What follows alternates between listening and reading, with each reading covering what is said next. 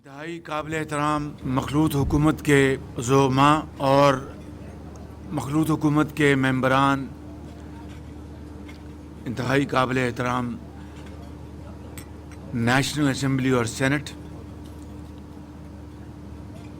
مہمانان گرامی، خواتین و حضرات، السلام علیکم۔ سب سے پہلے میں آج آپ سب کا دل کی گہرائیوں سے شکر گزار ہوں کہ آپ آج میری درخواست اور دعوت پر آپ نے بڑی کرم فرمائی کی اور تشریف لائے، جس کے لیے میں اور میرے تمام اکابرین بشمول چیئرمین سینٹ اور اسپیکر نیشنل اسمبلی، ہم سب آپ کے شکر گزار ہیں۔ میرے بزرگوں، بھائیوں اور بہنوں، ہم نے یہ سفر مخلوط حکومت کا 11 اپریل 2022 کو اس کا آغاز کیا، جس دن آپ نے کمال مہربانی سے تمام ہماری سیاسی پارٹیوں کے زعماء، جن میں جناب میاں نواز شریف، جناب آصف علی زرداری صاحب، جناب بلاول بھٹو صاحب، جناب حضرت مولانا فضل الرحمان صاحب، ڈاکٹر خالد مقبول صدیقی صاحب، سردار خالد مکسی صاحب، جناب سردار مینگل صاحب، اختر مینگل صاحب، جناب ایمل ولی صاحب، حیدر ہوتی خان صاحب، جناب سردار بزنجو صاحب، اور جناب اسلم بوتانی صاحب، اور تمام جو ہمارے باقی جناب چودھری شجاعت حسین صاحب اور چودھری صالح حسین صاحب، چودھری طارق اقبال چیمہ صاحب، اور تمام ہمارے باقی ساتھیوں نے جس محبت سے، محمود خان اچکزئی صاحب، جس محبت سے مجھے آپ نے اعتماد کا ووٹ ڈالا، ڈاکٹر مالک صاحب، بزنجو صاحب، ان کی پارٹی نے، میرے پاس الفاظ نہیں کہ میں اس محبت کا اور اعتماد کا شکریہ ادا کر سکوں، مگر سر مڈاتے اولے پڑے اور اتنے مشکل چیلنجز اور مشکلات کا ہمیں سامنا کرنا پڑا کہ جو ناقابل بیان ہے۔ ہمیں اندازہ تھا کہ صورتحال خاصی خراب ہو چکی ہے، ہمیں اس کا بھی علم تھا کہ IMF کے ساتھ معاملہ بہت دور تلک چلا گیا اور بالکل ٹوٹنے والا ہے۔ ہمیں اندازہ تھا کہ دن رات کئی سال سے گالی گلوچ کا منترا اور چور اور ڈاکو کا دن رات اس کی گردان کر کے پاکستان کے جسم میں نفرت، حقارت اور جو زہر گھولا گیا، اس کے نتائج بے پناہ تباہ کن تھے اور ہیں، اور کافی عرصے تک رہیں گے۔ خدا کرے کہ ہماری سب کی محنت، حکمت عملی سے یہ حالات بہتر ہو جائیں، لیکن بطور ایک انسان کے ہم سب یہ سوچتے ہیں کہ ایک عمارت کو بنانے کے لیے کئی سال لگتے ہیں، اس کو زمین بوس کرنے میں 1 منٹ لگتا ہے، لیکن مخلوط حکومت کے زعماء نے، آپ نے، ہمارے ساتھیوں نے ہمت نہیں ہاری اور ہم سفر پر چل پڑے، مگر سیلاب آیا، اس کی بے پناہ تباہ کاریاں ہوئیں، اس کو آپ اچھی طرح جانتے ہیں۔ مہنگائی کا ایک طوفان، تاریخ کا سب سے بڑا طوفان مہنگائی کا، اس نے ہمیں آ دبوچا اور غریب آدمی کی حالت غیر ہو گئی مہنگائی کے بوجھ سے. پھر سیاسی افراتفری جو ایک باقاعدہ ایک شیطانی ذہن کے ساتھ اور ایک سازشی ذہن کے ساتھ جو سیاسی افراتفری پیدا کی گئی عمران نیازی اور اس کے ٹولے نے، وہ آپ اچھی طرح جانتے ہیں. آج لانگ مارچ ہو رہا ہے، آج دھرنا ہو رہا ہے، آج فلاں جگہ گھیراؤ ہو رہا ہے، آج فلاں کو گالی دی جا رہی ہے، آج فلاں کو چور ڈاکو کہا جا رہا ہے. تو کوئی بھی دنیا میں ملک یا ریاست جب تک وہاں پر سیاسی استحکام نہ آئے، ترقی اور خوشحالی کا وہاں پر تصور بھی نہیں کیا جا سکتا. لہٰذا محسن داوڑ صاحب میں معافی چاہتا ہوں، نواب زادہ شاہ زین صاحب میں معافی چاہتا ہوں، میں آپ کا ذکر نہ کر سکا. بڑے ہمارے ساتھی ہیں تمام، ہمارے اکابرین کی طرح، اور میں یہاں پر بڑے ادب سے اور انکساری سے کہنا چاہتا ہوں، لیکن فخر کے ساتھ، کہ چاہے وہ ایک پارٹی، ایک ممبر پارٹی ہے یا 84 ممبر پارٹی یا 56 ممبر پارٹی، میں نے کبھی تفریق نہیں کی، تمیز نہیں کی. میں نے سب کو اللہ تعالیٰ کے فضل و کرم سے، احترام سے اور عزت سے میں نے ڈیل کیا. باقی انسان ہے، خطا انسان کرتا ہے، فرشتے تو نہیں کرتے. میں واپس آتا ہوں اپنی گفتگو کے اوپر. پھر IMF کا ہمیں بے پناہ ایک چیلنج تھا، اور اس IMF کے چیلنج نے، آپ یقین کریں کہ میری نیندیں حرام کر دی تھی. آپ کچھ کر لیں، اسحاق ڈار صاحب اس بات پر بڑے الحمدللہ مطمئن تھے، اور مجھے باقاعدہ حساب کتاب کر کے بتاتے تھے کہ شہباز شریف صاحب اگر IMF کا پروگرام نہیں بھی ہوتا تو ہم ڈیفالٹ نہیں کریں گے.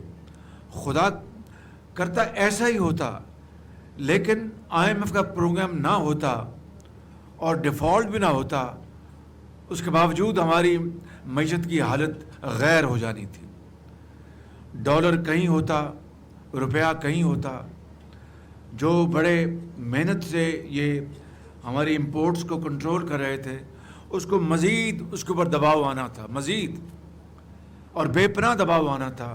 اس سے آپ کی صنعت و حرفت اور زراعت وہ پیلی پڑتی، یہاں تک کہ لوگ اور بے روزگار ہوتے، سڑکوں پہ آ سکتے تھے. اور سب سے بڑھ کر جو ہمارے ملٹی لیٹرل جو انسٹیٹیوشنز ہیں، انٹرنیشنل جو ادارے ہیں، وہ بھاگ جاتے ہیں بالکل. چاہے وہ ورلڈ بینک ہے، چاہے وہ ایشین ڈیولپمنٹ بینک ہے، چاہے وہ دوسرے ادارے ہیں جو IMF کے ساتھ جب معاہدہ ہو کسی ملک کا تو فی الفور آتے ہیں کہ جناب آئیں، ہم آپ کو پیسے دیتے ہیں. میں اختصار کے ساتھ بات کر رہا ہوں کہ یہ بے روزگاری، مہنگائی، ڈالر کی اڑان وہ ہوتی کہ شاید کوئی اس کا اندازہ بھی نہیں کر سکتا تھا. اور اسی طریقے سے دوسرے معاملات. تو پھر پیرس میں اللہ تعالیٰ نے ایک موقع دیا، اور وہاں پر جب میری گفتگو ہوئی IMF کی مینیجنگ ڈائریکٹر سے، تو وہ پہلے آدھا گھنٹہ تو انتہائی وہ سرد ماحول میں ہوئی، اور انہوں نے مجھے تقریباً جواب دے دیا کہ وزیر اعظم اب ٹائم گزر گیا ہے. 30 جون کو یہ ڈیٹ ختم ہو جانی تھی IMF کی، بالکل 30 کے بعد کوئی پروگرام نہیں تھا. تو ان کا اب 7 دن رہ گئے، اب کیا ہو سکتا ہے یہ وہ. بہرحال میں نے اور میرے ساتھیوں نے جو کچھ ہم سے بن پڑی وہ ہم نے کوشش کی. اگر میں یہ کہوں تو غلط نہیں کہ ان کو خوشامد کی ان کی. میں ان کو بطور وائس پریزیڈنٹ ورلڈ بینک جانتا تھا، وہ پنجاب تشریف لائی تھیں.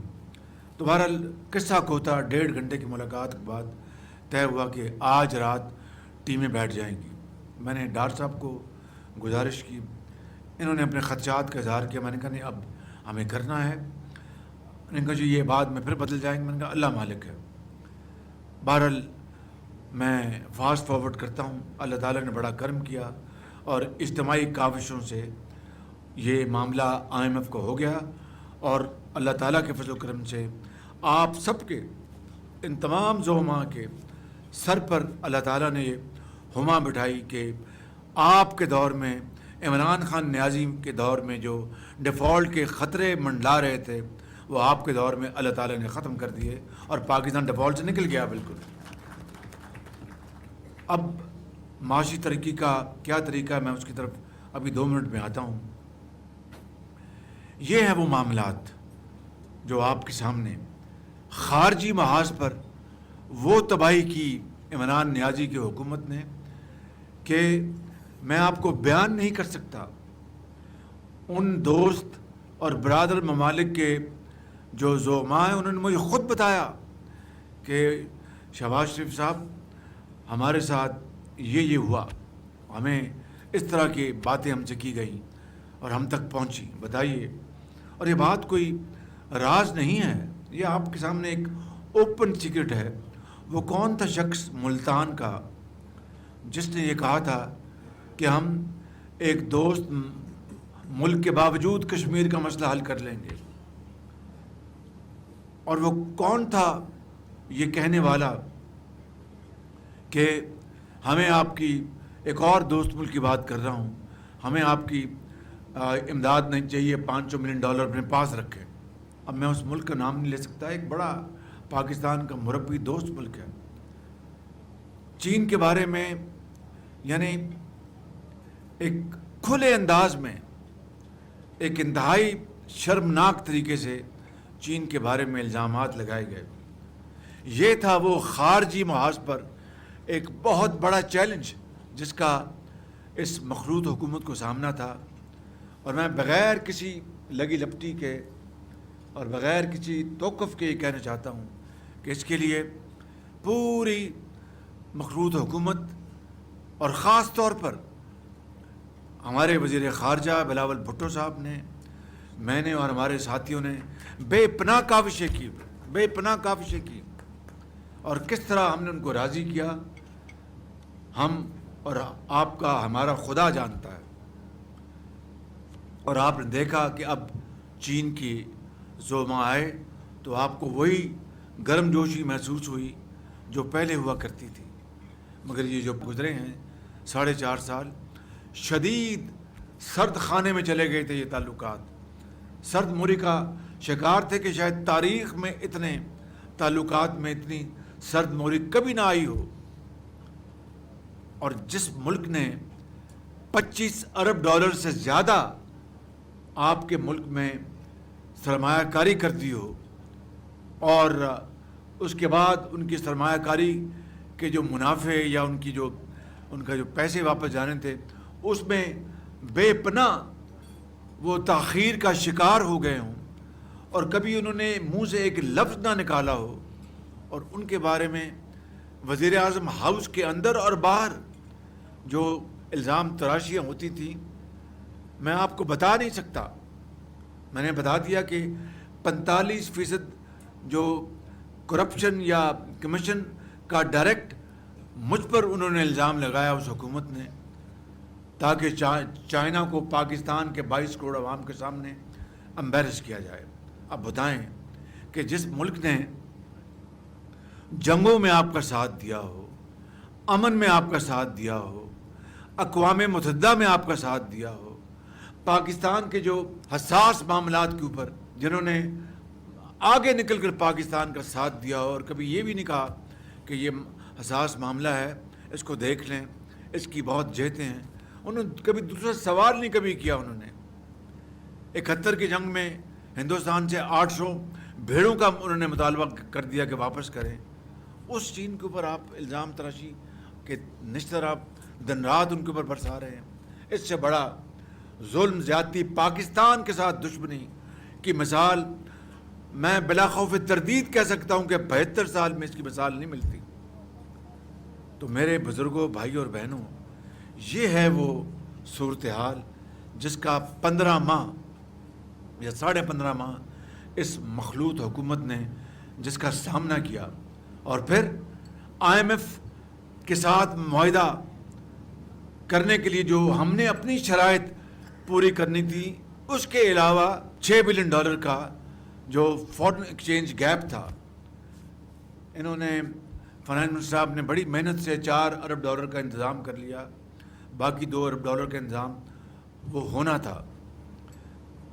اس میں سے $2 ارب سعودی عربیہ نے دیے، $1 ارب UAE نے دیا، $1 ارب اسلامک ڈیولپمنٹ بینک نے دیا. تب جا کر یہ پاکستان ڈیفالٹ سے بچا ہے. تو میرے بزرگوں، بھائی اور بہنوں، یہ ہے وہ چیلنجز جس کا 15 ماہ ہمیں جس کا سامنا کرنا پڑا. اور یہ بات آپ ذہن میں رکھیں کہ پوری مخلوط حکومت کے وزراء، چاہے وہ پیپلز پارٹی کے ہیں، چاہے وہ JUI کے ہیں، چاہے وہ MQM کے ہیں، چاہے وہ ANP کے ہیں، چاہے وہ خالد مکھی صاحب کی پارٹی کے ہیں، چاہے وہ مینگل صاحب کے ہیں، انہوں نے بھرپور تعاون کیا، محنت کی اور اس ملک کے معاملات کو سلجھانے میں اپنا کلیدی کردار ادا کیا. چونکہ فائنانس کسی بھی ملک کی ریڑھ کی ہڈی ہوتی ہے. وسائل ہوں گے ملک چلے گا، وسائل نہیں ہوں گے تو ملک کنگال ہو جائے گا. اس کے لیے یقیناً ہمارے وزیر خزانہ بہت ستائش کے لائق، انہوں نے دن رات محنت کی اور خاص طور پر IMF کے پروگرام کے موقع کے اوپر انہوں نے کوئی کسر نہیں چھوڑی. اللہ تعالیٰ کے فضل و کرم سے ڈیفالٹ کا خطرہ دفن ہو گیا. اب انشاءاللہ ہمیں اس معیشت کو ٹھیک کرنے کے لیے، میں آپ کو آج بتا رہا ہوں بڑے ادب اور انکساری کے ساتھ، ہمیں انقلابی اس میں سرجیکل آپریشن کرنا ہوگا. اگر ہم یہ سمجھیں کہ شہباز شریف تو اپنا جو ہے وہ تو اس کو کچھ نہ ہو، اس کے کاروبار کو، بڑے لوگوں کے کاروبار کو کچھ نہ ہو، غریب آدمی کے اوپر اور ٹیکس لگا دو اور بجلی کر دو، یہ نہیں چلے گا. بالکل کچھ سوال پیدا نہیں ہوتا. اگر اپنے ملک کو ہم نے ٹھیک کرنا ہے، اگر پاکستان کے اندر واقعی ہم نے ایک خوشحالی کا انقلاب لے کر آنا ہے، تو پھر ہمیں اپنے پاؤں پر کھڑا ہونا ہوگا. اور پاؤں پر کھڑا ہونا کوئی آسان کام نہیں ہے. اس میں سب سے پہلا کردار حکومت وقت کا ہے، اشرافیہ کا ہے، اور صاحب حیثیت لوگوں کا، جن کو اللہ تعالیٰ نے بے پناہ ان کو نعمتوں سے نوازا ہے.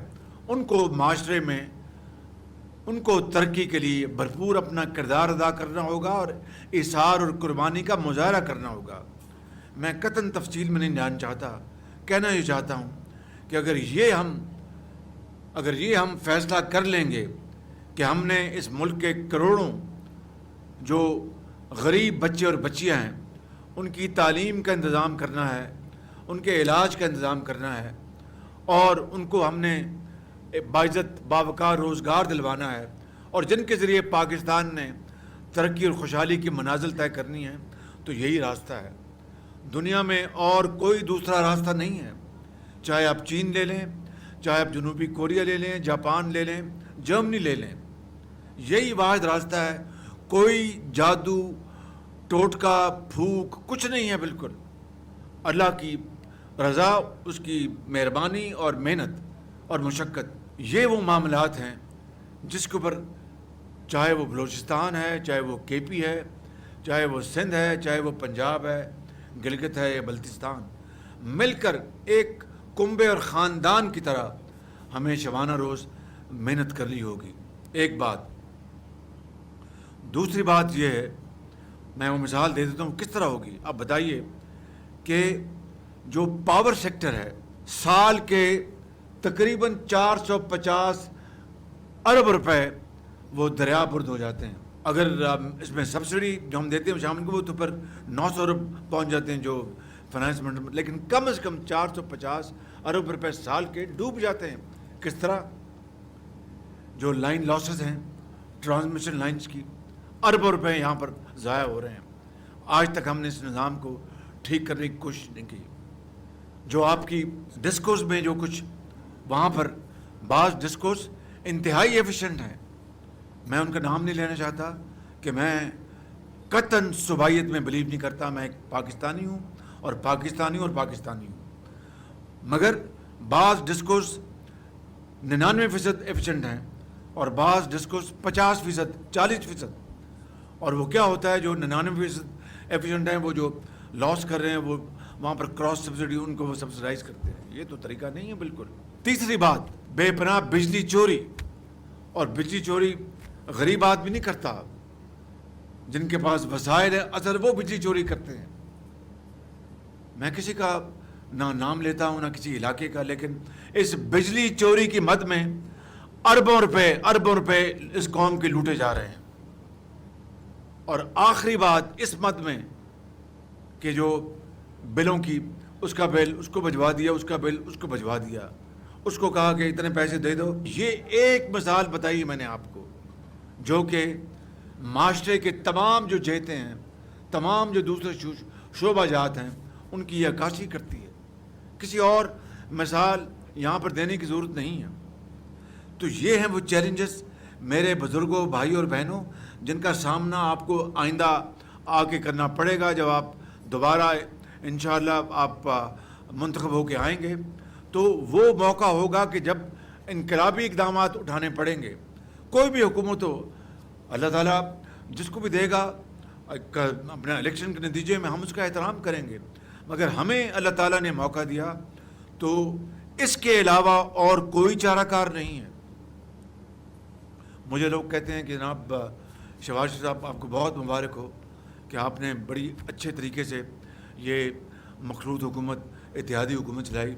میں نے کہا مجھے نہ مبارکباد دیں، آپ 13 پارٹیوں کے زعماء کو مبارکباد دیں کہ جنہوں نے میرا ساتھ دیا اور مہربانی کی. دیکھیں ایک گھر میں بھی، پنجابی میں کہتے ہیں پانڈے بھی آپس کھہ پہنتے ہیں بالکل، تو برتن بھی گھروں میں ایک باپ کے 4 یا 6 بچے ہوتے ہیں، وہ بھی آپس میں، تو باپ جو ہے بیٹھ کے صلح کراتا ہے، نہیں بیٹا بیٹھ جاؤ، نہیں بیٹی فکر نہ کرو. تو یہ ایک مشترکہ عمل ہے. مجھے تو اس کا کوئی تجربہ نہیں تھا، میں تو ایک اپنا ہتھوڑی اور اپنا اس کا برک اینڈ مورٹر والا آدمی ہوں. لیکن اتنا ضرور ہے کہ اس کے نتیجے میں اگر یہاں پر کسی کو کوئی شک تھا کہ میں ایڈمنسٹریٹر ہوں تو اس شک نکل گیا اس کا بالکل، کہ میں سیاست بھی جانتا ہوں. بارکاف میں واپس لوٹ کے آتا ہوں اپنے اس نقطہ کے اوپر کہ دیکھیں اگلا جو سیٹ اپ آئے گا الیکشن کے نتیجے میں، ان کے لیے ڈو اور ڈائی، میک اور بریک کا یہ موقع ہوگا. میری دعا ہے بخدا کہ اتنے 15 مہینے میں آپ نے جتنی سختیاں، تکالیف برداشت کی، ووٹروں کے تانے سنے اور مہنگائی کا آپ نے ایک بوجھ غریب آدمی اپنے حلقوں میں لوگوں کو برداشت کرتے ہوئے دیکھا، دوائی، علاج، یہ تمام معاملات، مگر اللہ تعالیٰ نے پھر پچھلے 2، 2.5، 3 مہینوں میں ہمارے الحمدللہ آپ کی محنت اور نیک نیتی اور دعاؤں سے اور عوام کی دعاؤں سے دن بھی پھیرے. جس طرح IMF کا ایک ہمالیہ نما مسئلہ جو ہے اللہ تعالیٰ نے حل کیا. اور میں آپ کو یہاں پر ایک بات بتانا چاہتا ہوں، آپ مجھ سے بہتر الحمدللہ بڑی سمجھ بوجھ کے مالک آپ سب بیٹھے ہیں یہاں پر، مجھ سے زیادہ تجربہ رکھتے ہیں، مجھ سے زیادہ خدا خوفی رکھتے ہیں. لیکن اللہ تعالیٰ کے بھی حکم ہے کہ جس نے آپ کے اوپر احسان کیا ہو اس کا احسان نہ بھولو. جو بندے کا احسان نہیں مانتا وہ خدا کا احسان کیا مانے گا، اللہ بھی اس کا احسان نہیں مانتا. تو میں سمجھتا ہوں کہ یہی وہ تعلیم ہے جو ہمیں سامنے رکھنی چاہیے. چین کو آپ کو زندگی بھر نہیں بھولنا چاہیے. پچھلے 3.5 مہینے میں چین نے آپ کو $4.5 ارب، یہ پچھلے 3 مہینے میں، اور میں آپ کو لکھ کے دینے کو تیار ہوں آن مائی بلڈ. اگر چائنا نے $4.5 ارب پچھلے 3 مہینوں میں نہ دیا ہوتا تو IMF سے بہت پہلے ہم ڈیفالٹ کر گئے ہوتے. بالکل ہمیں وہ اگر پیمنٹس دینی پڑ جاتی جو چین نے ہمیں واپس کر دی. ہے کوئی ایسی مثال کہ $25 ارب کی سرمایہ کاری کی ہو، اس کے اوپر منافع جو ان کو ملنا ہے بجلی کے منصوبوں میں $400 ارب وہ اس وقت ان کا پڑا ہوا ہے جو کہ ہمیں ان کو دینا ہے، منافع نہیں دے سکے. اس کے اوپر $4.5 ارب انہوں نے دیا آپ کو. سعودی عرب نے آپ کو $2 ارب دیا، UAE نے آپ کو $1 ارب دیا. قطر بھی اگر ہم ان کو کہتے تو وہ بھی کچھ مدد کر دیتا. کب تک یہ معاملہ چلے گا؟ کب تک یہ ہم مانگتے رہیں گے؟ اصل بات یہ ہے، میں آپ سب پڑھے لکھے لوگ ہیں ماشاءاللہ، کسی نے تاریخ کا مطالعہ کیا ہے، کوئی انجینئر ہے، کوئی ہسٹورین ہے, کوئی پولیٹیشین ہے, آپ مجھ سے بہتر جانتے ہیں کہ قرب و جوار میں اور دنیا میں ایسی مثالیں ہیں کہ وہ قومیں صفحہ ہستی سے مٹ گئیں, بالکل دیور ریز ٹو گراؤنڈ, وہ بالکل ان کو شہروں کے شہر ان کے تباہ ہو گئے, اربوں لوگ لقمہ اجل بن گئے. انہوں نے ہمت نہیں ہاری, 60 سال میں دے لٹرلی باؤنس بیک. آپ جرمنی کو لے لیں, آپ اپنا جاپان کو لے لیں, آپ ساؤتھ کوریا کو لے لیں, چین کو لے لیں. 49 میں اس نے آزادی کی آنکھ کھولی, ہم نے 47 میں. چین ہم سے پیچھے تھا تمام اشاریوں میں. 49 میں جی ڈی پی ہماری ان سے بہتر تھی, پر کیپٹا انکم ہماری ان سے بہتر تھی.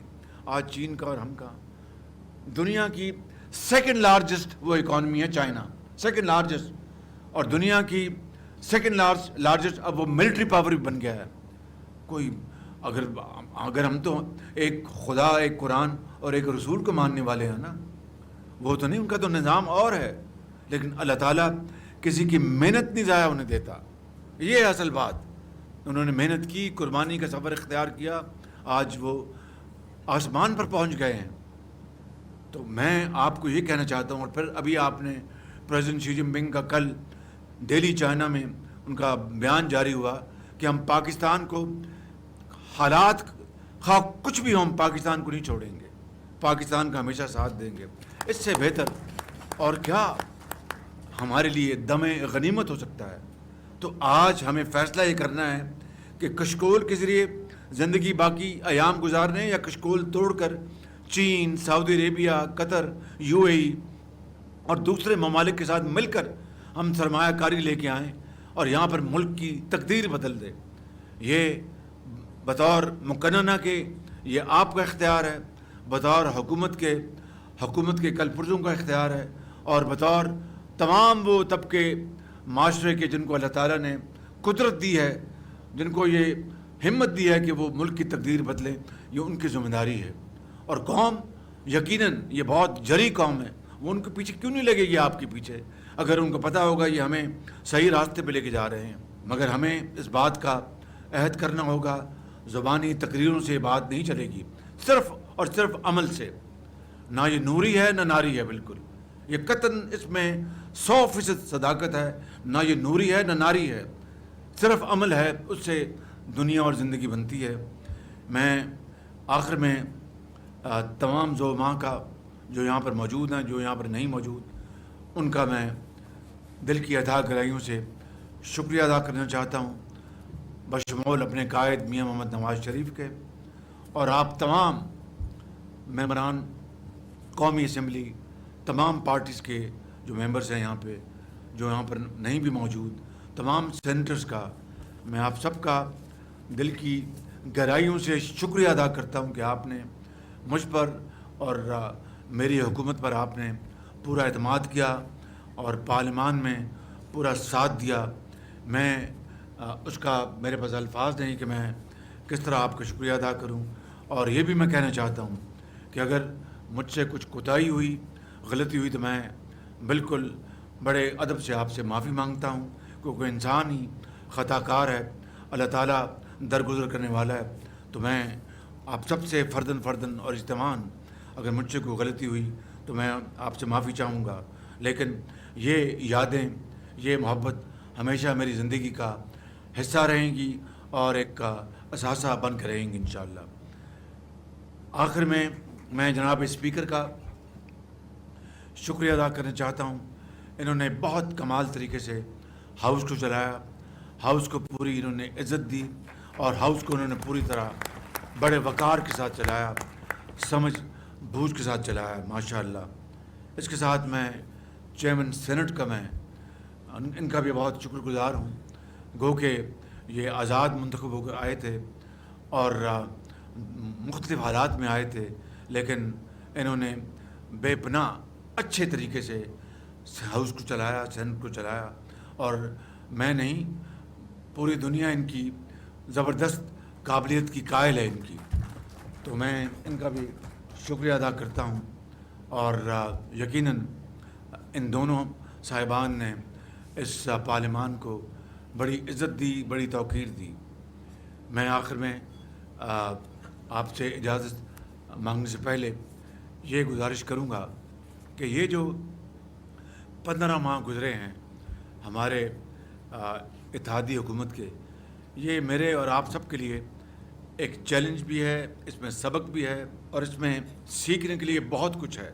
और निचोड़ ये है कि सब्र, तहम्मुल और बर्दाश्त, यही वो जो पिलर्स हैं जो कि ऐसे रिश्तों को जोड़ के रखते हैं। 15 माह ये हमने गुजारे हैं ऐसी पार्टियों के दरमियान जिनका माजी में तल्ख तजुर्बा रहा है, तल्ख बातें भी हुई, शीरी बातें भी हुई और कुछ और भी मामलात थे। तो किस तरीके से तमाम पार्टीज़ के ज़ुमा ने अपनी कौमी ज़िम्मेदारी को पहचाना, ऊंच नीच को बर्दाश्त किया और मामलात को आगे ले गए, चाहे वो बलूचिस्तान के ज़ुमा है या सिंध के ज़ुमा है या पंजाब के या केपी के। मैं सबको खराज तहसीन पेश करता हूँ और इन सबको मैं सलाम पेश करता हूँ अपने कायद मियाँ मोहम्मद नवाज़ शरीफ के ज़रिए। मैं आपका बहुत शुक्रगुज़ार हूँ।